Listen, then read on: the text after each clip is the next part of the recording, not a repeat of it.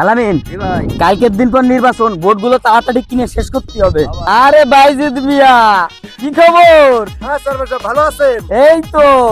তা তোমার বাড়ি ভোট কয়টা? কেন আমার বাড়ি 4টা ভোট।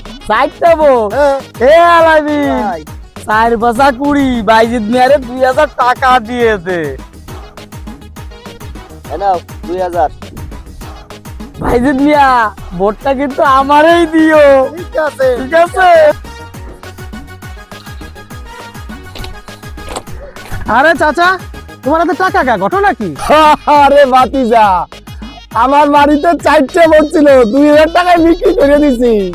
চাচা, আপনি কাজটা করলেন কি? এই সামান্য 2000 টাকায় ভোটগুলো বিক্রি করে দিলেন। এই চেয়ারম্যান এই টাকা দিয়ে ভোট কিনে আমাদের জন্য কি করবে? এ তো 5টা বছর লুটে পুটে খাবে। এই বাংলাদেশটাকে বদলাইতে হলে আমাদের নিজেদের আগে বদলাইতে হবে।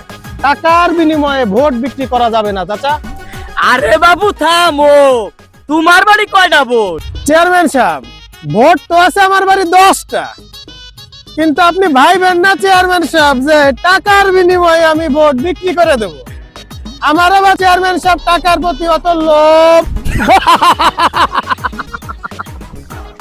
আরে বাবু, তোমার 10 ভোটে টাকা হলো 5000, এইখানে টাকা দিছি 7000, আরো 2000 বেশি। তুমি ভোটটা আমারই দিও। চাচা, এই চেয়ারম্যান যেই হোক সেই লুটে মুটে খাবেন। তাছে চাচা বাড়িটা কয়টা টাকা পাইছি, চলো ভালো মন্দ কিছু কিনে খাই গে। আসো চলো চলো।